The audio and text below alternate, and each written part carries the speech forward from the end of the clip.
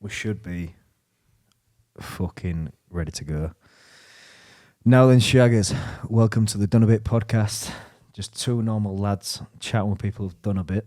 And the Ox. Oh, and then we've also got the Ox MMA, the Wheaton Windmill, the man who speed bagged a chicken in Tesco's, the man who has done bare bits around Market Wheaton. He may be banned from every pub in Market Wheaton, but he's still a good lad, don't judge him. I'm still doing bits. He's still doing bare bits. That's all that matters. That is all that matters. So today we're going to try and just do a little practice run, test how it goes, see how it is. We have looked at an amazing facility today at Dione. Yeah, it's Dione. Yeah. Dione, absolute top lads, letting us use their facility. But today we've got the lovely home of Owen Livesey, Commonwealth gold medalist, done a bit in judo. Half the time though he's an asshole and no one likes him. So anyways, yeah, today we're going to go through some questions. And the big lads. You gotta mention we're on the boulevard, mate, as well. Sorry, yeah. If you don't know Hull, mate, we're on the boulevard. The boulevard has got history. It's where the fishermen lived. It's where Hull FC took over the whole of Hull. It's Heart of Rugby League. And for some reason, someone's series going off and I don't know who's. But anyways, we've got some questions today. We've got off Owen's Instagram. I'm going to answer them. Have a laugh and just see how it goes. So, Mr. Livesey, do you want to start us off? So we've got how to make the most out of training if you've only got 3 days. Good question. Is that just jiu-jitsu or is that all of it? I think it's all of it, mate, from what's coming across us. So I'd probably say that depends on if it's 3 days, as in you work 4 and you've got 3 off, or if that means you're in the gym 3 nights a week. If it's 3 days, then I think that's quite a lot anyway. Like, you could do all right with that, I think. I think that's really, really good. Like, yeah. I mean, don't make it smell me, but when I used to coach, we sell a lot of our people, like, 2's are great, 3's fucking perfect. Like, you can make a lot of progress with 3 days a week. And if we're just talking jiu-jitsu or grappling, I think you're the man to answer that. If it's grappling, I think I'd do probably, 2 grappling, 1 wrestling, 3 S&C, maybe 2 strength, 1 conditioning. That's a fucking pretty decent program, I think. Mate, yeah, if someone's doing 3 grappling sessions or 3 strength sessions, I bet they're ahead of most people. The majority of competitors, probably. So you think you'd realistically be able to do that in 3 days? I would. Like, if I had a job that I was working for 3 off, then my days that I was off would look like strength in the morning, grappling at night, conditioning the second day, wrestling, strength, grappling. So I'd get 2 strength, 1 conditioning, 3 grappling, or 2 grappling, 1 wrestling.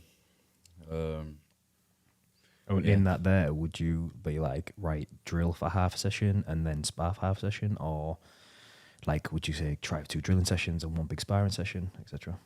Either way. Just like, I don't think you can plan that. It depends what gym you go to, doesn't it? Like, if you're Fair point. Do you think it depends what level you're already at? I mean... Yeah, it's very This contextual, person- this question. It's a very contextual question. Yeah, It's there's loads very, of very different contextual. ways of doing it. It's like, if you were at our gym, though, and you had 3 days, then it would be perfect, wouldn't it, if you could have a Monday, Wednesday and a Friday. Yeah, it'd be perfect. Like, you could spar all them days. Perfect. You could get your S&C. It's like... With the S&C there as well, definitely, like, if you just do 2 days, do like a condensed conjugate, or you could even just do a squat dead bench, something like that, with your accessories. You fucking nailed it, haven't you? You nailed it. Yeah, I don't think... Yeah, like we said, a lot of people that actually compete don't even train that much now anyway. No. That's not speaking, like, for the pros. Obviously, they're full-time and doing it properly, but if you're just a bit of a hobbyist who's jumping in your empires and stuff, then you can... 3 days enough. Oh, mate, yeah, I bet if you could have, like, someone comes to you and, like, Owen, can you mould me into something? If they said to you, you've got 3 days, I bet your eyes would be like, that's perfect, mate. That's fucking perfect. Yeah. People that do well at comps who don't even train, lads. Yeah. Exactly. At all. Yeah. It's true. Yeah. That's it, yeah. How many people do you know who are spending every single minute of the day just fucking always drilling, always doing this, always that, and it comes to them and shoot the pants? Apart from us side cunts. Yeah, we are said cunts. Right, next one. This be all right for you, Jay. What are y'all's, it must be an American, what are y'all recommended educational resources for S&C other than Grapple Strong? That is a really, really good question. And I think you can go around the fucking houses with it. But I mean, definitely look at the giants of the industry. Your Westsides, your Charles Poliquins, your Juggernaut training systems, your even like stuff like precision nutrition. All this stuff is still so relevant. But there is definitely some amazing coaches out there as well, like who are putting out some good content. I mean, there's Phil Deroux. You can, I think, with everything, with everything as a coach, take the good shit, get rid of the bad shit, and put your own spin on it. There's Charles Allen Price down in London working with Owen O'Flanagan. He's putting out some good shit. There's I can't remember the guy's name who's just done a bit with James Smith, Coach Sayu. You could just get a fucking triphasic training book. Yeah. To be honest, and it'll like do it for you, won't it?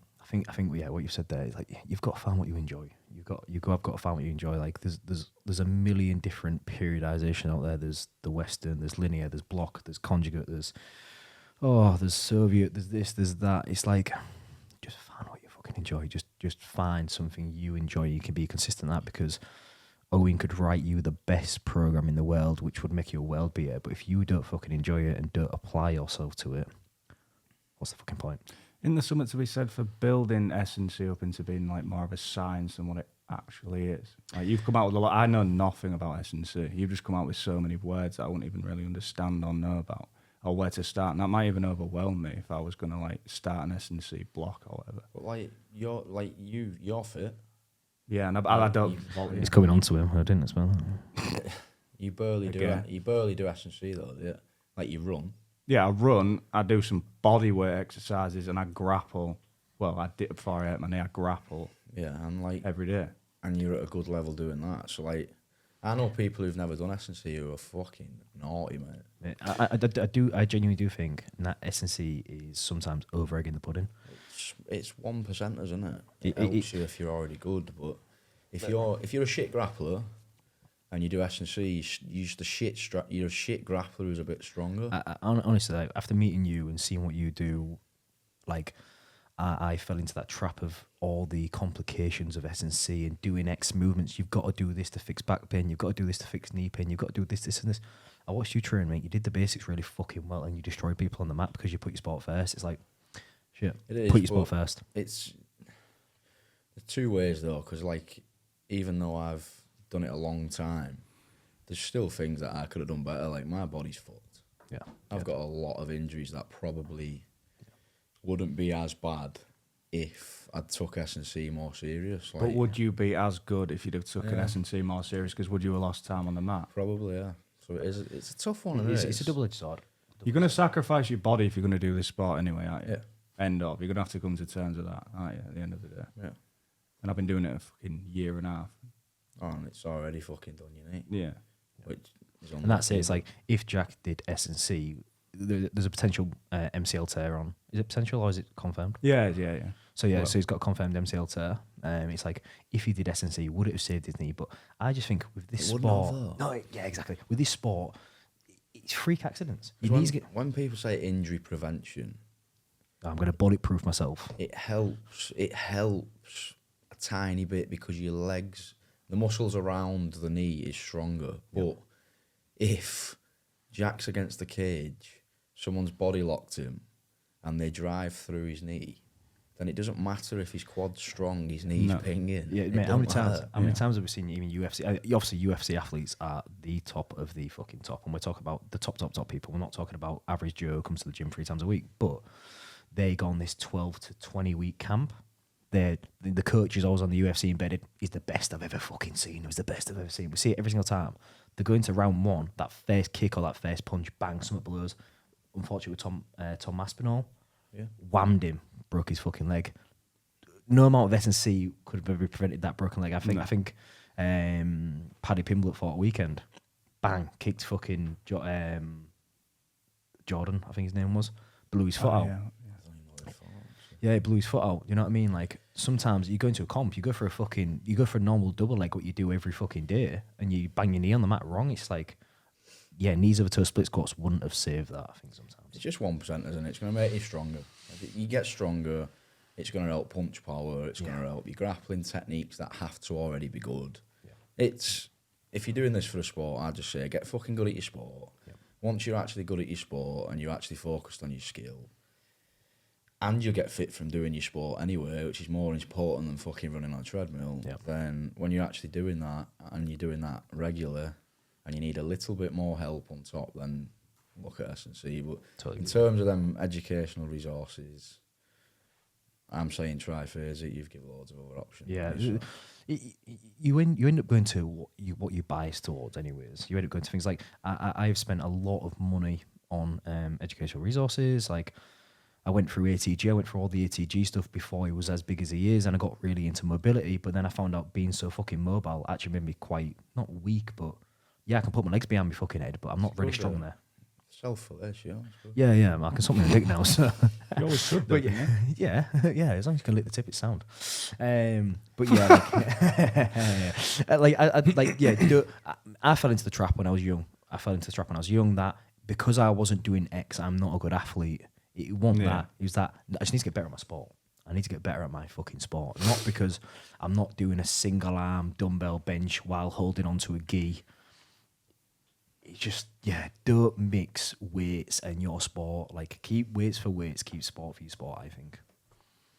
I think we may have just blown this bastard's mind with that answer. Yeah, I'm sorry, yeah. Educational resources. Find some coaches you enjoy.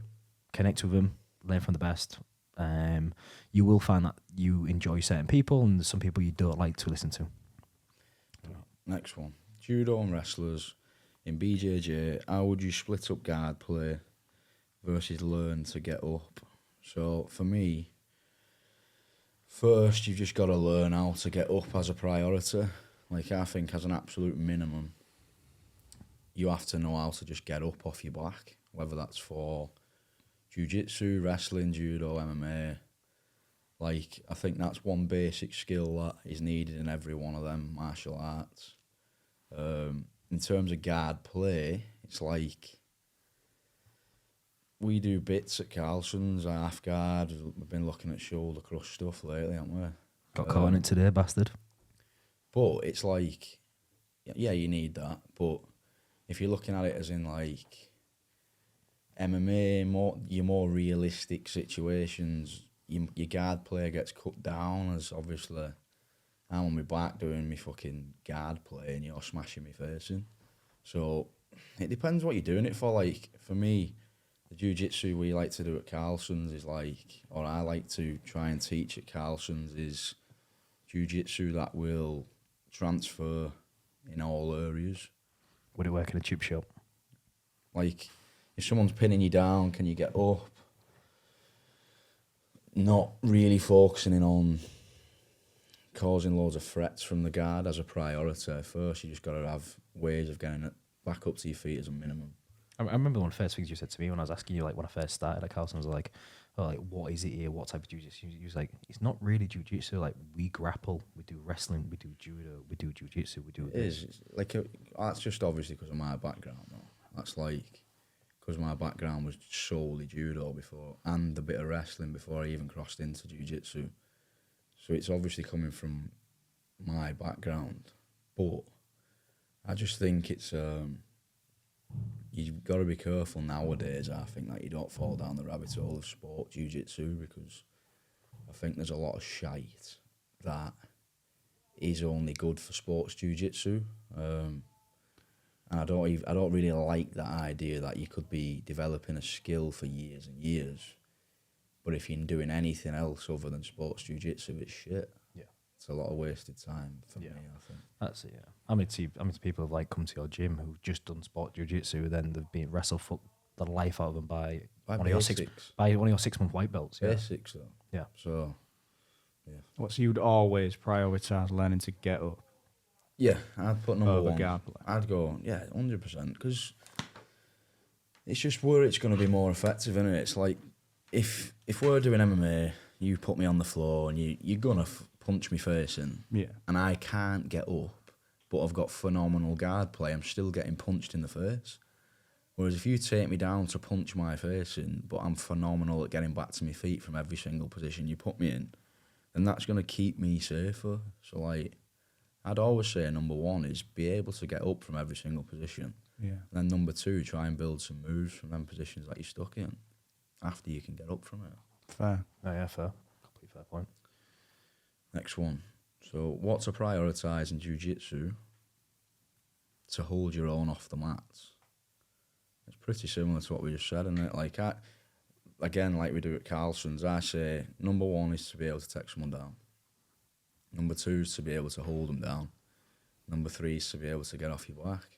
Like, I think if you can do them 3 before you go into all the other things, like how can I finish from this position? There's that many positions in jiu-jitsu now, it's fucking ridiculous. Yeah, how many times have you said, like, every time you could spend your life doing a whole guard or, like, attacking system, and then next week there's a new guard, like There's a new octopus squid. full guard, though. Yeah. Someone's put an instructional out on a full guard that has 50 moves, and you've got to be able to then counter all them moves. Yeah. So there's so much shit now with jiu-jitsu. There's like new stuff coming out all the time. I just think if you were actually looking at things that could work off the mats, when we say off the mats as well, We are out scrapping. We're talking about the streets. I think it is. Thing is, though, when I see red, that's it, mate. Everybody mate. just drop on that. Are you 9-0 in the street now? 900. But like, if I got jumped by a group, jiu-jitsu don't work.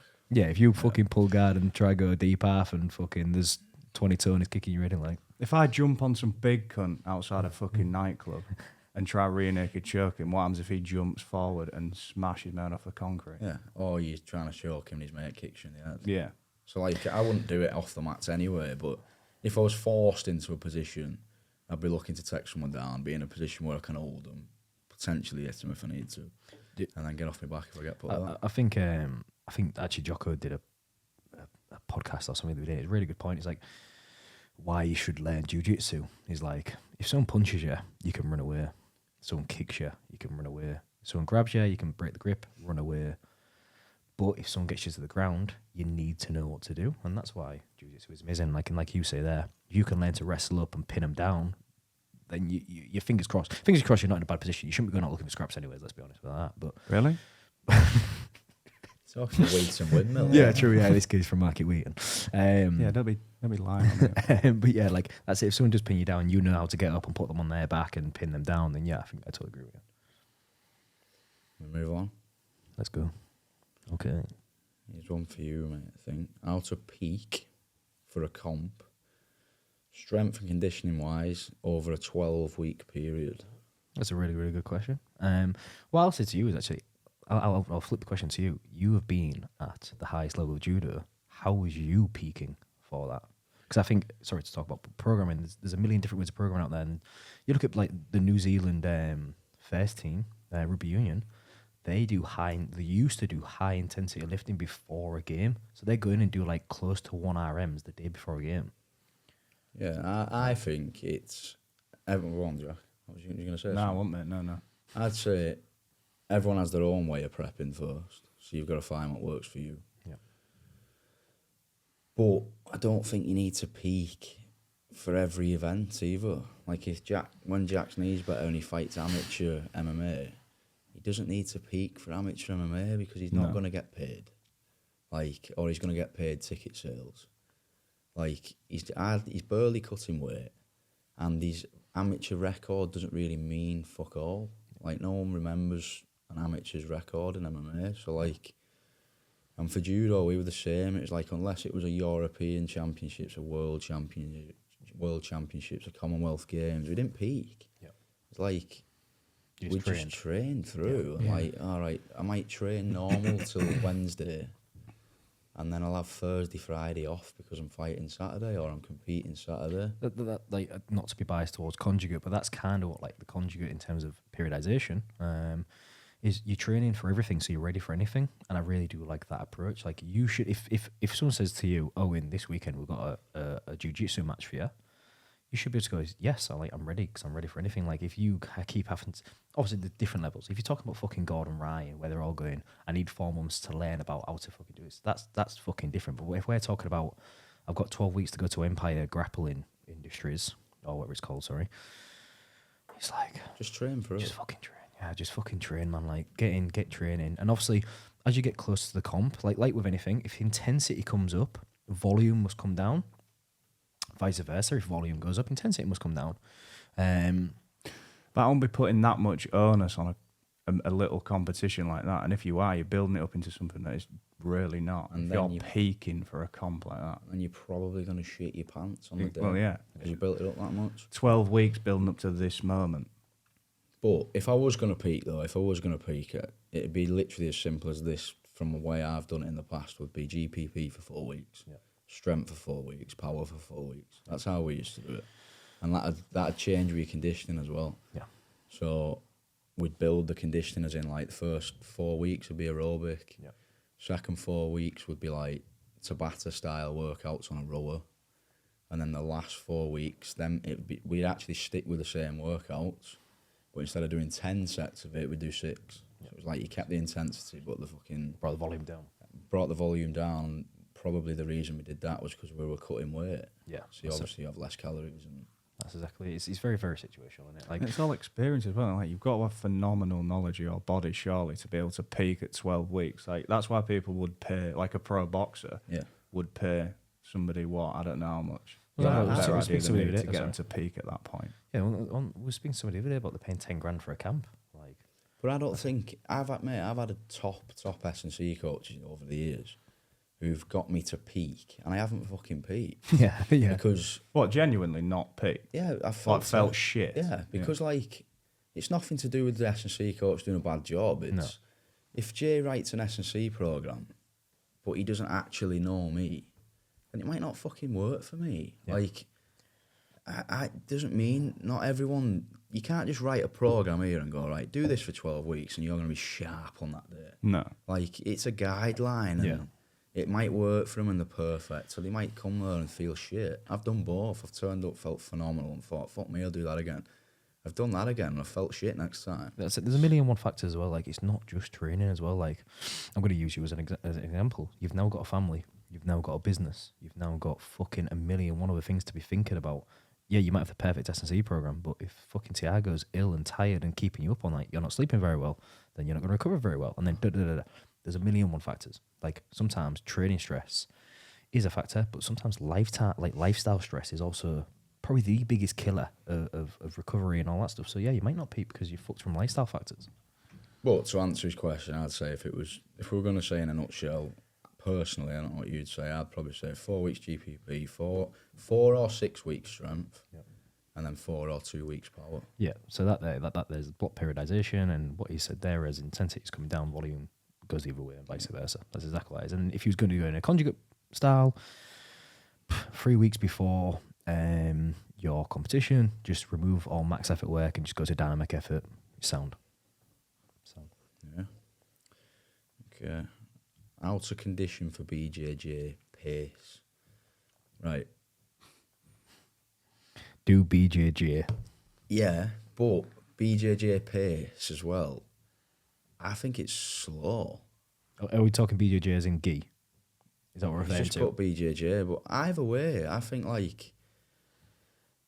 say like you hear everyone, don't you, say do your sport to be fit for your sport, and that's true. It definitely is true. But I think if you're specifically just a grappler, if I'm a guard player and all I do is play guard, I don't think your heart rate gets high enough. No. So like I think you could do 10 5s, which on paper you've been sparring for 50 minutes, you're really fit. But probably realistically, your heart rate's not gone above aerobic zone. No, you fucking not even touch the red zone. So I'd love to say just purely BJJ, but I do like to have at least one conditioning session a week now, just because now I'm doing more just grappling, whereas back in the day I'd do more judo, which I would definitely say it would actually be enough. Yeah. Even though we do conditioning on the sides as well. But judo was very much more higher intensity. BJJ, I would say slip that one conditioning in, rowing machine. Yeah. Would you say it's in like interval based rowing machine or like aerobic, like 30 minutes or? I'd say that one conditioning session you got to really get your heart rate up. Yeah. So I train like, I don't know, again, little knowledge on it, but I've always just trained short and sharp, not over-egged it. Half an hour max. Well, that session, do some hill sprints. I did 8 minutes on an assault bike the other day. That session you give me, remember, before Polaris? Yeah, I do, yeah. And that was fucking, I actually felt really fit off that. And that was just 2 minutes on, fast, running, treadmill. 1 minute slow. So it was like just more or less, probably like 80-90% pace for 2 minutes. Yep. I was jogging slow for a minute and we just did 7. It was only 21-minute session. I I felt felt phenomenal doing that. I was doing that twice a week.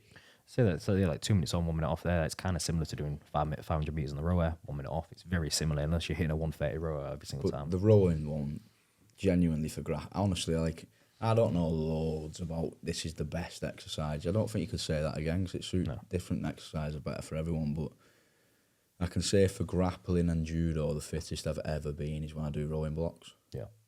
Is that once a week, twice a week, 3 times a week when you're doing that stuff? Now I do it once a week. So all I would do now would be 10 500s at about 70 or 80% effort. Yeah. And I'm not judging my efforts on like average watt or anything like that. No. I'm just doing it off how I feel that day. Because as we've said before, if we've woke up, done 10 rounds of sparring, and then I get on a rower and you ask me to do off a what wattage, you did last week or something. it ain't happening. No. So my 70% that day, I'll do 10 500s of a minute in between, just one set of that. When I was doing judo, it used to be more 20 on 10 off, 10 times 4 sets. Sound. Which is fucking lot. Yeah, it's a rough lot. And the second day, so we'd normally do it Tuesday, Thursday, the second day would be 30 on 15 off, 8 times 4 sets, which is, and they were fucking brutal, but I was pretty fit back then, man. I think, so you go. It's been BJJ pace, whatever you want to, however that looks, that's slow, fast. So I think your training needs to replicate slow, fast, and playing with your heart rate like that on a treadmill, on a rower, like hill sprints. I'll even put like sorry, Alex.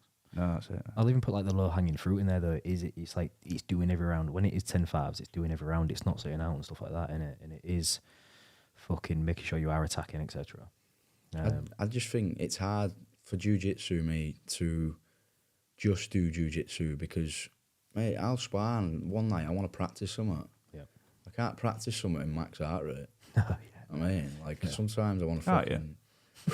Sometimes I want to trial, error, fucking work things out.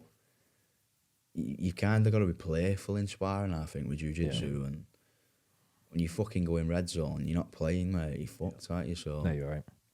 It's I'd recommend rowing me for grappling just because it works your grip as well. And one thing I will add to that is like what you were saying there, like you're not going off a wattage. Like I think that is one big part people maybe judge themselves on is like not auto regulation. Like I'm not saying be a pussy every single time. Like I feel tired today, I'm just gonna bring it down a little bit. But remember that you are a human being. You have feelings, emotions, energy levels, sleep, blah blah blah blah blah. It goes on forever.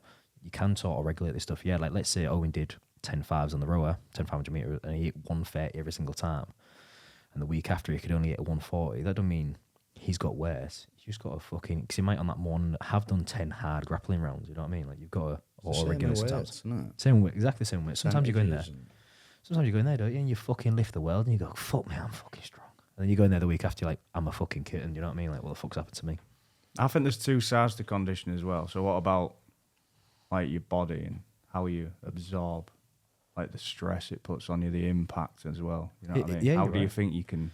It's stressing. It is just more stress. If you are fucked out recovering, and then you just add in more stress. But like, are you on about like how to actually train that? Well, yeah. How do you get that? How do you get that? Like, you get a rugby play. If I got on a rugby field, I wouldn't even last fucking 10 minutes. It's snapped in half. But lads who've been playing all their lives are conditioned to it. So is it just time on the mat that conditions you? Can you speed that up? Boring. It is that though. It's like, the said principle. Go on, you go scientific. Right. Yeah. I think it is. The boring thing is, the said principle. That is specific adaptation to impose demand. Like our bodies have to get to those demands or we snap. You know what I mean? So that's why we have to sometimes ease ourselves in. Like if you've had 3 months, so how many times do you see people who've had 3 to 9 months off BJJ, go straight back into it, try to do 3 sessions in one day, then they're fucking dead. The joints right, the tendons are killing, ligaments, whatever. They haven't got that adaptation. So that's it. Sometimes you have just got to ease yourself in. I think as well, like the old school way of such, like when I trained at Camberley full time, there's no science, genuinely. So, like, if someone moved into Camberley, where we all lived together, and they wanted to be a full-time athlete, Luke, who's the coach there, we'll get him on here one day. He's a fucking top coach. He's been Olympic coach, Commonwealth coach. He's Camberley coach. He wouldn't build them in. Like, they just followed the schedule from day one. Well, like a sink or swim, like. Yeah. Yeah, But, you know, like, You do the same, don't you? Yeah, and like I'm sure sometimes it goes wrong and some poor bastard gets injured, but you get injured when you're fit. And there's going to be some S&C coaches here now slating me. But, lads, it's not all about... You can't just do what it says in a book all the time. No, you you're can't. fucking right. Like, I think you've already both mentioned it. You've got to know who you are as a person as well. Like, Yeah. you can't just keep relying on other people and other metrics. And you are your own person. Like, you are literally your own person. The way every decision you make is through every decision you've made throughout your whole fucking life. Like, It is like that, though, mate. It is like... With Camberley, though, it's like... I could do it. Like, I definitely could do it. But if I went to Camberley next week and followed the schedule, I wouldn't be able to walk by Wednesday. I still train relatively hard now, but not a patch on what I was doing that day, them weeks. Like, a normal week at Camberley would be... You've done 9 sessions by Wednesday. Like, it's 3 sessions a day every day, Monday to Friday. You're doing 15 sessions a week. Like, I've asked this before. How the fuck did you keep your gi dry? Were you just training a wet gi all that's the time? disgusting, mate. My gi weren't dry ever. So what, you just trained your life in a wet gi? I literally had 4 gis. I'd worth 2 in one day, 1 session of the S&C. So by Tuesday night, I've used all my gis. I'm just hanging them on my bedroom door. I'm which was made of nothing. putting them on wet. Sometimes I wore them inside out. Really? Yeah, like the best thing to do is just put a rash guard on because then you don't feel like it's wet. Sometimes it'd fuck your nipples up because it was wet. Got any damage from that now?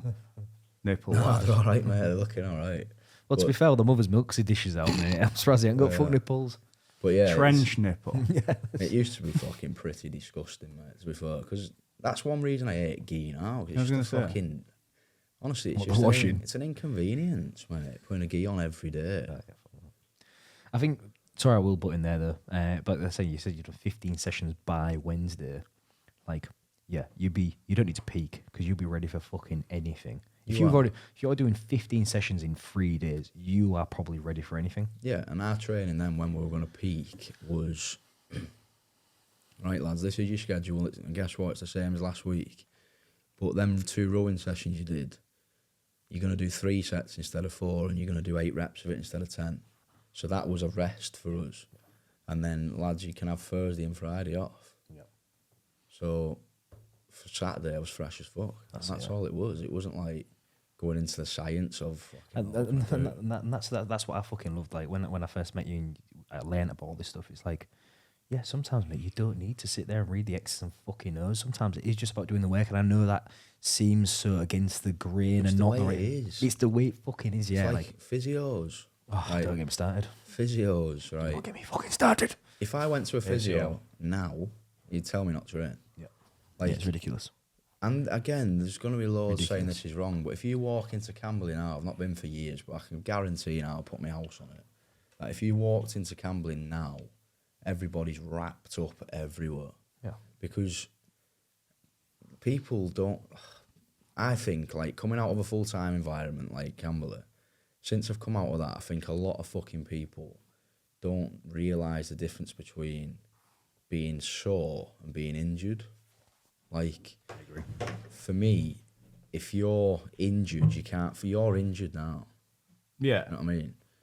But I think when you come out of that full-time environment and you go into a more normal environment where everybody hasn't completely relocated and give up a lot of shit in their life to train, Yeah. that they wake up with a niggle, and that's an injury that they need 3 weeks off for, and then they ask you why you're good or why you've managed to do this so fast, and genuinely it's because I'm going to be in the gym regardless. Yeah. So, like, when I wake up, my back's fucked, my knee's fucked.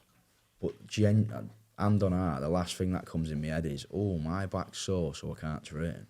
Like, I have a schedule on my phone every week, and I'm fucking doing that schedule regardless, unless I get a serious injury like yourself. But I think one massive thing I've noticed from coming out of Camberley to a more normal environment is people get a niggle, which is not needing surgery.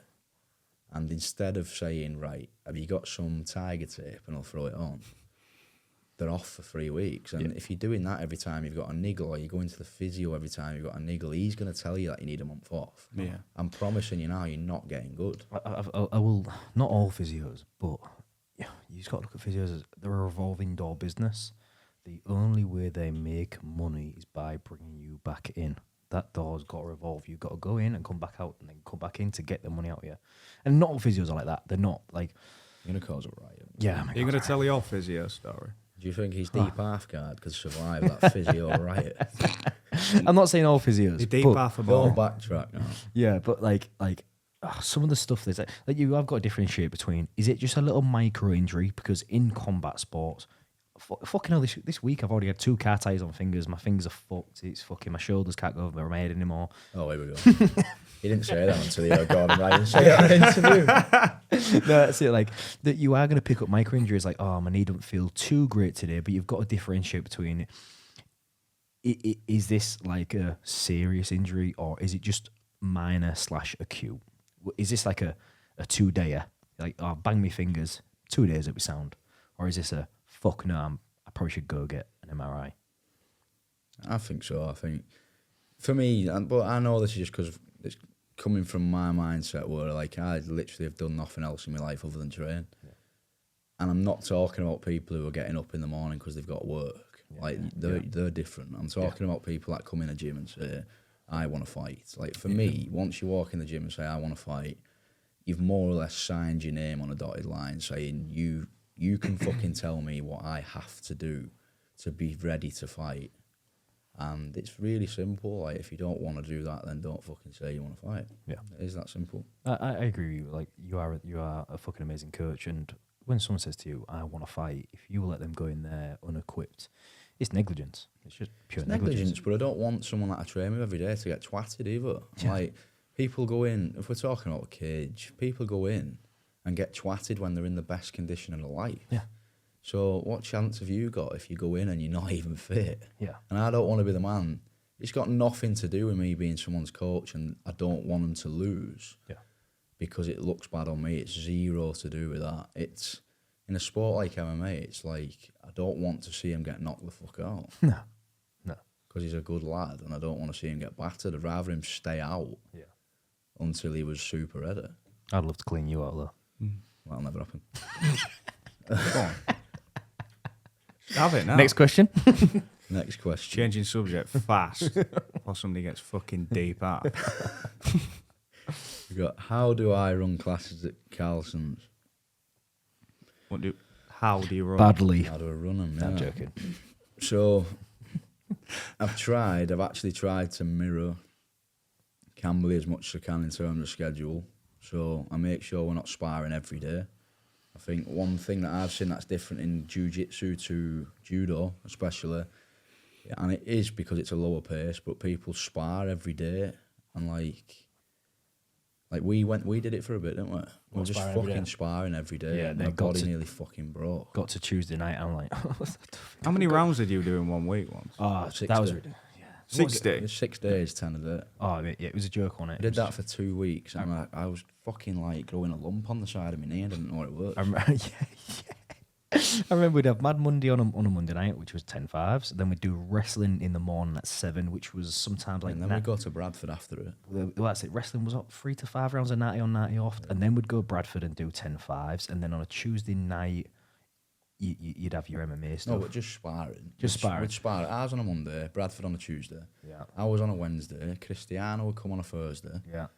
Bradford would come to us on a Friday, and we'd spar wrestling on a Saturday. And it was a joke. Like, for 2 weeks, I was like, yeah, this is fucking class. And then after that, I was like, oh, I'm dead. So it's 60 rounds a week. Yeah. So I'd recommend not doing that. But at Carlson's then, so I like try and run the schedule how Campbell do, which is like a hard session. So Monday's really hard, Monday night. Tuesday's almost a light day, innit? So Yeah. I do like a bit of wrestling technique only in the morning. In the evening, it's MMA with Danny, which is striking drills. So it's definitely not an easy session, but it's not hard on the body. A Dutch kickboxing session taught me a few lessons about like how tough I am. Tuesday's a day where you got to be switched on it, and It's good. It's like a light day where you can learn some shit. learning a lot of shit. Yeah, Obviously, Danny's classes before that, grappling as well. yeah. And then Wednesday night again, then you've got a bit of technique before it, but then it's fucking 10 rounds. It's a tough session. And then again, Thursday's pretty light. Was it boxing in the morning? Boxing with Luke at 7. And then it's literally just my grappling technical class and technical wrestling. So that's more or less a low day again. Friday lunchtime sparring. You go over to AVT for MMA, so that's definitely a high day. And then Saturday morning's pretty tough, but then we're off. Yeah, it's quite a good method when you look at it. It's quite high, low, high, low, That's what high, I low, tried to high, do. high, off. I've tried to do it so people, when it's time to go, I've got it in them to go. Yeah. And then they can actually come in Tuesday and when they wake up and go, fucking hell, I'm smashed from last night, they haven't got to worry about what we're doing that day because they know it's just technical. So it's like, today I can learn. I can go after it again Wednesday. I think that was it. Like, I mean, you've been grappling a very long time, sorry. But when you add grappling on a Monday night and you're doing another 10 rounds tomorrow, and then another 10 rounds tomorrow, and then another 10 rounds tomorrow, you kind of like sometimes hold yourself back because you're like, I want to be recovered for tomorrow. The thing is with training like that, I found, is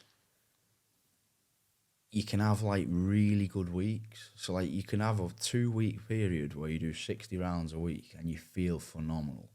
And you're like, fucking hell, I'm going to like go wild here in these next events. But what you don't really realise is how much you're breaking your body down. So then week 4, you wake up and you got shingles. Yeah. Do you know what I mean though? Shingles, Dupuytren's, and AIDS in 1 week. Literally though, you wake up week 4 and all that's happened is because you've done so much fucking volume that in week 4 you think, yeah, I'm on it again here, let's do it again. You wake up Monday and your week's fucked. So that more or less that 3 weeks you just done, by the time you get to this week now where you've had a week off because you're ill as fuck, it's almost been pointless. I think that's it. You got to look at it as like it's like that delayed gratification, isn't it? Like the things you're doing right now. Let's talk about. I'll bring it to nutrition. It's easy to explain. The things you're eating right now this week is probably going to affect you the week after. And if you're eating, even if you look at the shit you eat this month is going to reflect on the body you have the month after. The same with jiu-jitsu. Like all this hard training you've done in this 4 weeks, how is that going to affect you in the next 4 weeks, or the 4 weeks after that? Like it comes to the said principle. Can you recover from it? I think that if that question is coming from someone who runs a gym, you've just got to run your classes so people can actually complete a schedule consistently. Because I'd rather someone now, and I've learnt this over 3 years of running a gym, because obviously I didn't run a gym before Carlson's, but what I've learnt now is it's better to have people who are there every day for a fucking year than it is to have people who train really fucking hard for 1 month and then they're gone for 2. Yeah. I think there's a great detail you haven't even really mentioned is you are doing random sessions. It's not random. Like we know on a Monday night we're getting X. We know on Tuesday night we're getting Y. And we know on Wednesday night we're getting Z. You're not just gonna go. Today we'll do. Just go in tail for his mate. We'll do something from tail. Like you have got all the sessions are planned. So like, if you're talking about technique, like all the technique that we do is blocks. Yeah. So like I can say already now in January on from a grappling point of view, 3 sessions a week. Session 1 will be guard retention. Session 2 will be the wrestle style passing. Session 3 will be 1 submission chain, maybe from a front headlock or side control. So that's already planned for January. We'll probably do that for 4 to 6 weeks. And I think that's it. Me as a student, whatever. Professor student. Yes. I can't even just call myself a student and never do that again. Even though it does make us bow to him. One of Owen Livesey's students. What do we call it? Don't do that. Member. As a member of Carlson Gracie, like when he shows us something in this first block, I, as a loser, can go home and start writing about that. It's and not I a go, loser though. well, yeah. I've done that for like 15 years. It's literally the best thing I've ever done. And that's it. It's like I can sit there and go, right, today we did this, and he'll go, yeah, next week we're going to do this from what we did last week, and then like me as a note-taking nerd can go, right, yeah, that leads into that leads into that. Oh, and then what I again, not to suck your fucking ass, what I always love about it is he'll show something on week 1, and then it'll get to week 4, and you see how it comes round in a circle. But for me, like the reason I do that as well is, one, it goes in better. Yeah. So you definitely have to, like, mate, we've spent 6 weeks on something at some points. Like, we've just done a block and a half guard, and the other night it's like week 6. Yeah. And I'm saying to everyone, right, move 1 is to wrestle up. Yeah. And there's people still getting it wrong. Yeah. So like that, and that'll happen everywhere. Yeah. But like Yeah. for me as well, it's like the way I'm running this gym is, I think there should be 3 things. So I think 1, if you want to be a fighter or a high level grappler, then there should be everything you need there, which Yep. there definitely is now. Definitely. It's like I'm doing all the grappling, Danny's doing all the MMA, Luke Campbell's doing all the boxing. Like, you've literally, if you want to fight, you've actually got everything you need. Then again, on top of that, second, I think if you want to be a fucking coach in future, then you should be able to leave with everything. If you train at our gym for 10 years from white belt, you should be able to leave as a black belt who's developed enough knowledge in every fucking area. Even better, if he's been writing it down, he's got his whole book that he can teach his own gym from and never has to learn anything else in again, just to run a gym. Like, so you always have to keep learning, obviously, but if you train in our gym, basically, you should be able to fight at the highest level. You should be able to go and coach as a good coach somewhere else and run a successful business. Or you should be an hobbyist who can look after himself at the absolute minimum. Do you go back to your old books that you wrote, like what? So you don't look at that when you're planning sessions and think, oh, what did I do when I wrote this fucking... No, honestly, mate. So it's just all in your head? I've got about 15 books, mate, and do you know what happens with them? Like, I've done it for fucking years where I just write and write. I write every time I come off the mat, I write what I've learnt. And that gets less and less now, obviously, because I actually drill less because I'm a coach. But if I'm on Danny Mitchell's grappling session, I'm writing it down. And some of the shit that he's shown, I've already done elsewhere, probably fucking 6 years ago. Yeah. But I'm still writing it down. And then what happens is, like, it's funny, I don't even know why it happens, but then I'm a boring cunt, but I'll write, like, I've written, like, a full grappling system that I think our gym should build as their game. Is that what you were doing till 2 a.m? Literally, Yeah, just, my missus falls out with me all the time. You sat in the fucking freezing cold in your hat. Yeah. Oh, yeah, don't put the heating on. So what normally happens is I'm learning, I'm writing this person's stuff down, I'm writing this person's stuff down, and then I'm realising that what he's shown me links to what he's shown me. And then before you know it, 3 months down the line, I'm like, fucking hell, we've got a completely new game here. So then I'm writing bottom work, and we've got a full game. Top work, we've got a full game. Wrestling, how does that wrestling link to that passing? If I get swept when I'm doing this pass and I land here, then why does that go in that bottom game? And before you know it, you've got fucking everything. So, in terms of a coach now, I'd like to think if someone asked me, I've struggled with this position, what can I do? I reckon I'd have a very good answer, a very good chance of being able to answer for the majority, or if not all positions, really. Is the answer not just stand up?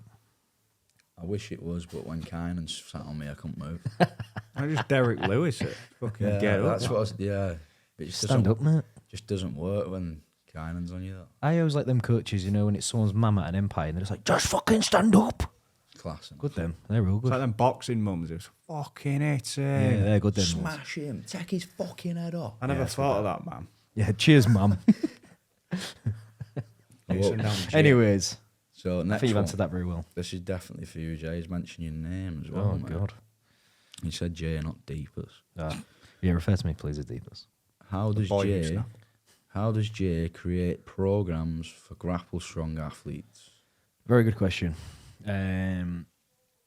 So, how do I create programs? First off, it's about getting to know a person. Everyone needs the basics. We all need to push, pull, knee, hip, and then everything else. And what that means is push is a bench or a press up or an overhead press. Pull is a pull up, lat pull down, bent over row. Hinge is an RDL, a deadlift, a hip thrust, whatever. Knee is a squat variation, front squat, back squat, safety bar squat, whatever. We've all got to do the main movements. And then everything else is, we've got to do some fucking arms because we've got to look good in a t-shirt. You have to do that. You have to do that, yeah. If you don't train arms, I'm probably judging you. I'm joking. No, You two train arms? I do arms all the time, mate. 3 times a week. I love it. And it's got nothing to do with training. And It's all No, it's all isn't aesthetic. it? Mate, look good, feel good at the end of the day. Look good, feel good. So, so how does Jay create a program for grappling strong athletes? So, the thing is, as a coach, it's also a relationship as well. Like I was on about earlier about periodization, you've got to look at the athlete in front of you. Like, there's something that always stuck with me is we'll never touch the same sea twice, and we will also never be the same person twice. The ox I get on a Monday is not the same as the ox I get on a Tuesday, if that makes sense. Does it or no? Yeah, perfect. So I've got to figure out as a person as well what you enjoy. Some people enjoy linear periodization. Linear is you come in and you do the same workout every week, but all we're looking for is one extra rep, one extra kilo, one extra set. It's a PV, whatever. Some people don't get enjoyment from that. Someone like myself, who I'm just not right in the head, I have to change it up a little bit. That's why I do prefer a conjugate-based style. Every week it slightly changes. I don't get bored. Yeah? There's sometimes people love block periodization. So some of our grapple strong athletes do block periodization. Block periodization is right. Block 1 is 4 weeks and it's a strength block. Block 2 is a power block. What's good about that is that you measure, you do get to see strength results, don't you? Yeah, that's exactly, and this is it. So sorry to go around the houses with this question. How does Jay create a program for grapple strong athletes? But I've got to look at the athlete in front of me. So you just give options, don't you? I have that is exactly it. Yeah, like I have got options. So we have got different types of programs. We have one called BJJ, which means Big Jacked and Juicy. That is a conjugate style trifid. Yeah, it's a great name. But You in a nutshell. It is me. Yeah, that there is a conjugate style based program with triphasic methods in there, which to you means fuck all. It might sound like Chinese. We've got wrestle fuck in there. So wrestle fuck is block periodization. But the first program we kind of put on everybody is just like a 3-day a week, upper, lower, upper, with one conditioning day, and you go through the basic movements. We pretty much have what we call a max effort day, where you go through a heavy movement. I'll give you a rundown now. Upper body max effort, day 1. You might go through a max bench, it might be a 5 RM. After that, you'll go through a pull movement, might be a pull up. After that, you'll go through maybe a push pull. So we've done a bench press, so we might press overhead and do a dumbbell row. Then we'll finish with some pipes. You go home. Pipes is arms. Low body day. Is it? Yeah, pipes, yeah. Pipes is arms. And you might go through a low body day max effort. You might do a heavy squat or a heavy deadlift. Let's say we did a heavy squat for a 5 RM. And then after that, you might go through some RDLs. You might go through some lower limb training. Or you might even go through something like Nordics. Bit of mobility. You might do some Cossacks. Then we'll do some lower limb. Calves, tibs, etc. Go home. Wednesday, we might go through like a speed and pump day. So here we might do some power, like dynamic work. We might do a fast push press. So we're moving the weight quick. Bang, moving the weight quick. And then we just get into a fucking pump. Like most grappling athletes, you look at judo players, you look at a lot of grappling athletes, it's a lot of pulling. So we do need a strong back, biceps, etc. So we might do a load of pulling, load of arms, go home.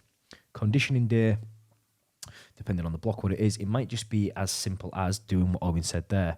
500 meters on the rower, as fast as you can, or 70 to 8% effort, and then having a minute rest and you might start off at just doing 5 sets. The week after you might do 8 sets. The week after you might do 9 sets. The week after you might do 10 sets. So we're getting some progression there. So yeah, hopefully that answered your question there. And if you do want a bit more information on that, just shoot me over and I'll fucking answer it for you. He knows quite a lot, doesn't he, Jay? It's weird, mate. It's weird. It's never fucking... A lot of it smells of shit.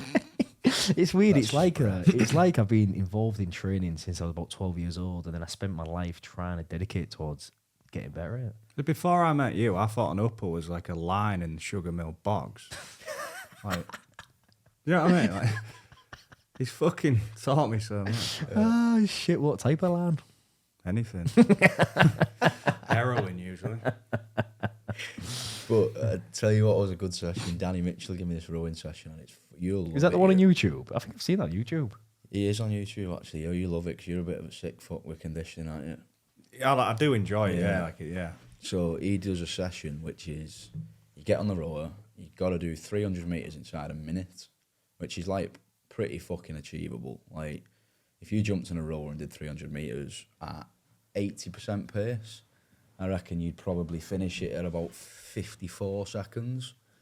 So it's a minute on, minute off, or you can get a partner.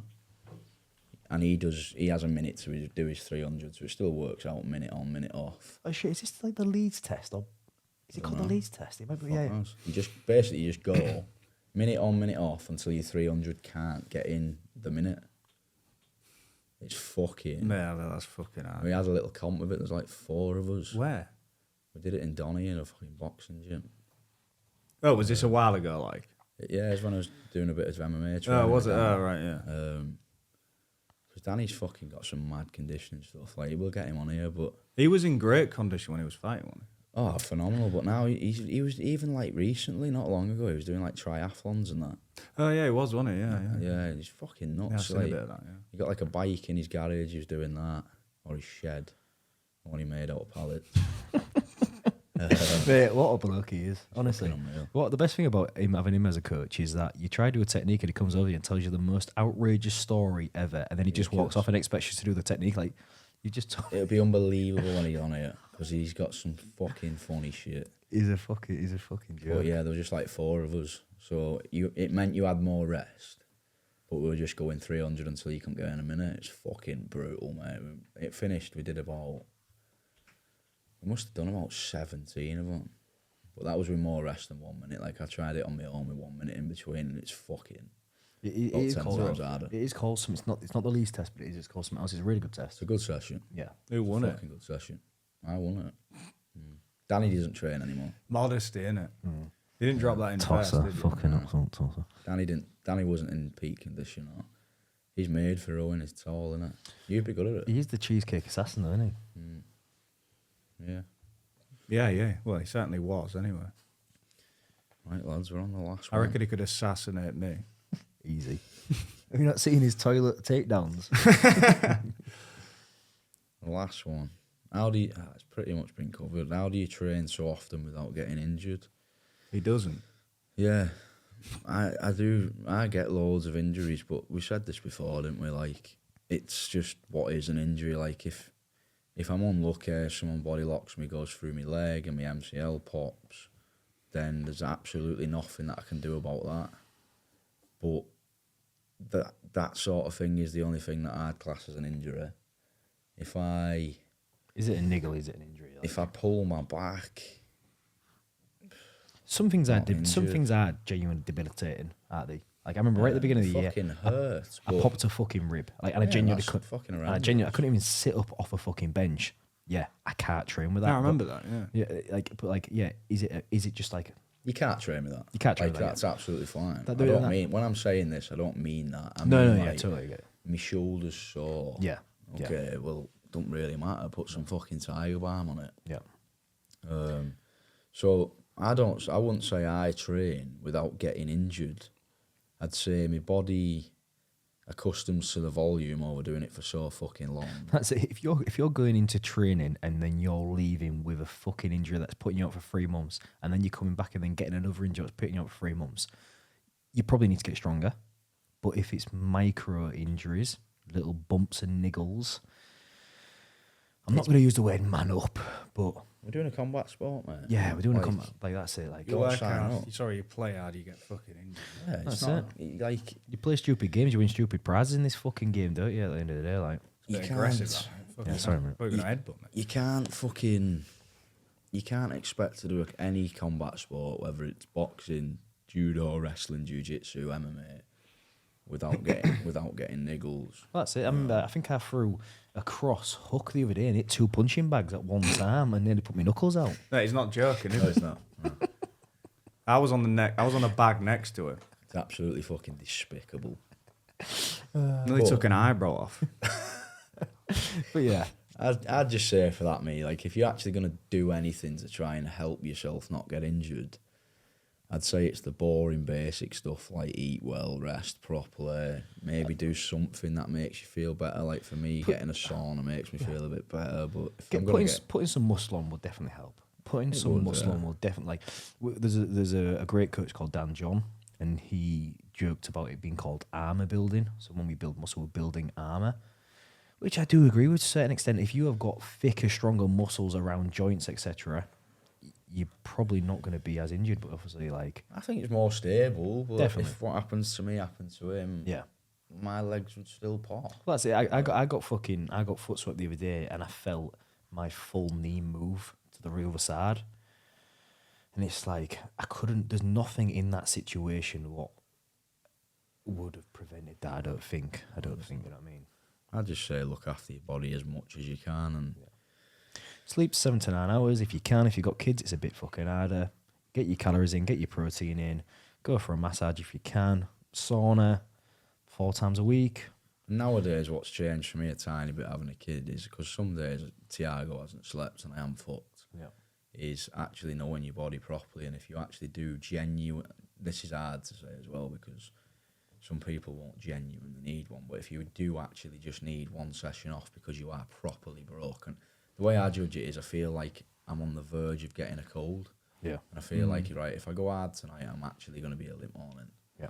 So I will have a night off that night. What do you mean, like muscle pain, lethargic, fucking stuffy nose? Yeah, I like, just start feeling really fucking run down. Yeah, yeah. And I think, one more high intensity session here and I'm ill for the week. Yeah. So then I will force myself to rest that one night, and I'll be straight back on it morning, and sometimes it helps. But what I don't mean is when you're tired, stay off, because some people probably take that for that. There's a great rule out of Atomic Habits. He talks about like when we don't want to do something, he says just apply a 2-minute rule. So like let's just say you have a habit of that I want to go for a fucking walk, but you sat on the couch and it's too comfy. It's like go do it for 2 minutes, and if you really don't want to do it, go back home. That applies to running, yeah. Applies to running, and it kind of applies to jiu-jitsu. Training, combat sport, whatever.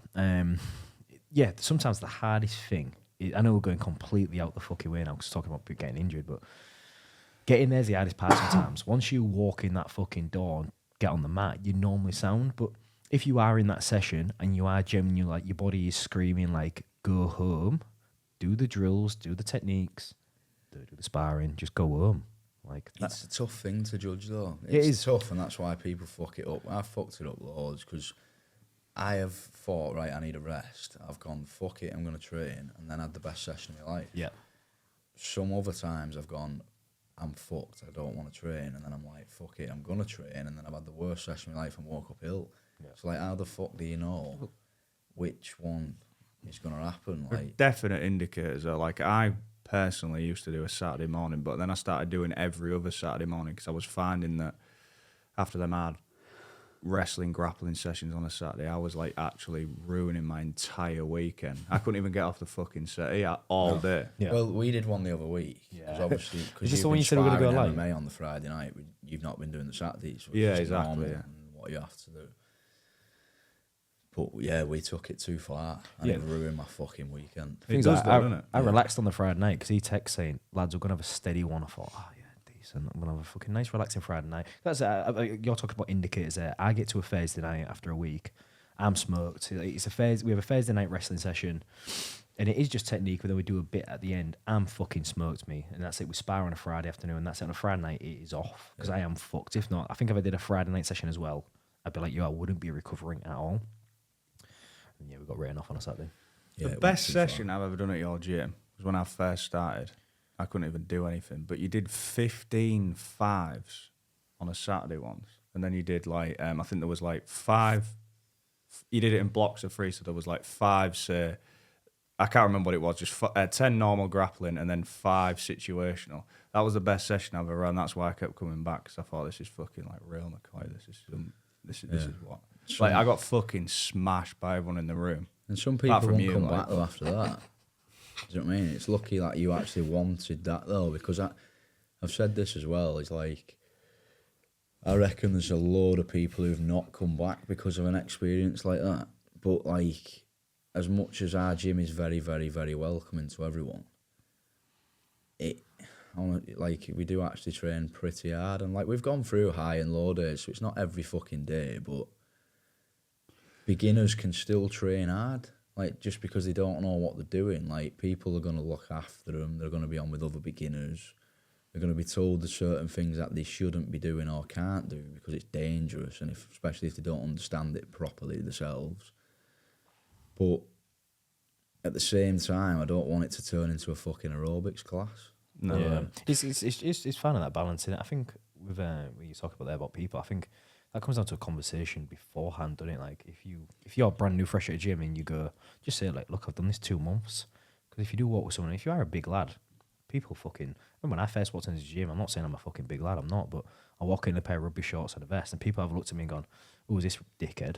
And fucking put it on me. But luckily I thrived in that. I thrived in that. I got fucking banged. I got absolutely battered, but I thrived it. I thought, perfect. And we've had people in the past who don't know. We've had bodybuilders come in. Yeah. Look the bollocks. Yeah. Massive. Tattoos on their head. Tattooed everywhere. They look the bollocks. Get it put on them. Yeah. Despise it. And like, it's one of them things. You hear people say it all the time, and they're like, "Oh, why did you start jiu-jitsu?" And someone says, "Oh, I went in. It was a really humbling experience, and I came back." Some people don't come back, and it's probably the worst mistake they'll ever make. Yeah. Because I fucking guarantee in 10 years they wish they had come back. Yeah. And I think if you are one of them people that doesn't like being fucking, I don't want to use the word beaten, but proving you aren't as good as you think you are maybe ego driven. Just before you fucking have a roll, just go, look, I've only done this fucking 2 months, I'm trying my best, do you know what I mean? Like, what, sandwich? What? Instead of roll. Sorry, no, that's it. Yeah. Waiting already. Yeah. I'm usually pretty full before training. But yeah, that's it. I think, like you're saying there, like, just don't quit, because it will be one of the biggest, one of the biggest mistakes of your life. But it is an amazing fucking sport, and I don't want to suck his ass. It might be the fucking biggest mistake of your fucking life. I don't know what I'd be doing now if I didn't come in. Exactly. No, I agree. It replaces a lot, doesn't it? It replaces going out on the piss on a weekend. I just think really the best, most simple thing out of it all is training, and if you're not very good at it, getting absolutely mauled by someone is much, much easier than what other shit you're gonna get at work that day. You know, like you go in the gym and you get battered by a black belt, and you come out and you go into your office job and some little fucking nerd gives you shit, and you can take it now though, because you can look at him and go, fucking hell, what I could do to you. You don't have to do it, but you know inside that I'll take that off him, because I know I could absolutely fucking. I think what you're saying there, in a non-attacking way, you're just a lot more confident, are you, in your own ability? You are, yeah. You're a lot more confident in your ability. Nice way to say it. Yeah. You're self-assured, aren't you? Like, I personally felt like when I went in, like, I'm not who I thought I was. Like, there are people in here that I wouldn't even look twice at in the street who are holding me down and doing what they want to me with ease. Yeah. And if I'm an embarrassment. If that don't want to make you come back, though, I don't understand. Well, yeah, I didn't like that, but that's the reality. You've got to go and be on people. You've got to look at them top people in the gym and be like, look, I want to emulate you. And then you fucking become one of them, and that's the way it works, isn't it? Yeah, Otherwise... It's fucking amazing, isn't it? Like, that's it. You can think you are something you are. You can walk in there, you've been training in the gym for 5+ years. Think the dog's bullets because you can put fucking 8 plates on a barbell and lift it up. That's why I love strength training, but I think it builds a false sense of authority sometimes. Like, people get big. Like, mate, some of the people we've seen in that fucking gym round corner. Look at Tommy Jack. Yeah. Oh my God, some of the people we've seen in there, it's like they would attack you. Oh, mate, yeah, but they don't know what the fuck they're doing. Mate, I love Tommy Jackson, mate. Like, you look at that cunt, he's not massive. He's 70. He fights at 70 kilos in judo, so he walks around 77 kilos. He can fucking manhandle people. He can fucking kick your foot, put you on your ass, sit on your chest, and you'd be like, yeah, decent. And he's 18. And he's 18, yeah. Not one hair on his chin. There's one in there. He can just maul people. Yeah, I think I saw one the other day. Is there one now? One more than him. He took it off. He stuck his head out the window and it fell off. But yeah. Anyways, that's them all. Well, that's it. Yeah. Yeah. One sec. Don't you think it's like weird now that because everybody's done a bit of grappling? Like, if you think like back in like the 90s, if you were somebody like you thought you were somebody in the street, you might have been if you were just willing to get stuck in. But there are so many people walking around now who've actually done a bit. Oh, imagine how. So like you couldn't do that now. Could Imagine how different school is now. You know, like when you used to be at school and someone used to be hard because the family was pretty rough and he didn't really know how to fight, but he just didn't really give a fuck about having a fight. you? Yeah. But now in school, there is actually some kids who look nothing, who'll be able to put that lad on his back and keep him there until they want to let him go. Yeah, the evolution of the sport is fucking amazing. Isn't it? Like we was on this the other day about how like even like that we're not really seeing anything of him, but that Pat Shagnoli, That's ridiculous. Kid's 17 years old and he's a blue belt. Obviously, he's been training a long time. Whatever. I'm not going to discredit him at all because the kid's fucking unreal. He's beating some of the highest level black belts. He's being invited to that EBI. The kid's 17. He's fucking 17. Mate, Like Cade Ratulo won the biggest tournament in the fucking world, and he's like, what, 18? yeah, like 19, man. it is fucking like and fuck they've got it all there from now. Like That's what's what different. a better time. Yeah, like 10 years ago. I mean, I didn't know what jiu-jitsu was. What was you training jiu-jitsu 10 years ago? Do you know what I mean? Like I was, but like, it was much different. As in, like, when I first went in my first ever judo gym, you used to have a coach. You just had a coach. You rocked up. You had a normal coach. You taught you fucking judo. And then the day after, I had a coach who taught me wrestling. And the Sunday, I had a coach that taught me jiu-jitsu. But what I didn't have was, like, if your coach knows nothing about whatever, fucking knows nothing from a De La Riva, but you really want that, you can go on BJJ Fanatics now, type in De La Riva and get 15 moves. Like, that wasn't there then. yeah. Or if it was, I didn't know about it. You just kind of... I remember. I think was it Danny Mitchell the other day talking about like it was all just done through forums or like he used to say organise fights through forums. I'm surprised. Books as well, wasn't it? Yeah, like Really? People reading, want it all just in books, like moves and stuff. Like, Danny's got mad stories about how he started, because he was, like, obviously well before me. He just fucking started. He'll say when he's on here, but it was something ridiculous. Like, he was just in a gym hitting a bag on his own. Two lads were fighting in corner. One day, like, after seeing him doing it for weeks, he jumped in with him, and one ended up being fucking Ben Poppleton. yeah, mental, fucking mental. Ridiculous. Well, I So think that was questions. fucking very fucking good. We hope you enjoyed that, and if you have any questions or you want us to answer anything, fucking send us your messages and we'll answer them the best we can. well, these two, I'll just sit here like. Yeah, we appreciate you. I appreciate you fucking watching that, listening to that. Hopefully, like I say, this is just a trial run. We just want to test out our new gear. We've literally spent all our life savings on it, so hopefully we are like the next Joe Rogans now. Us. Us. First time I've ever heard him us. Yeah.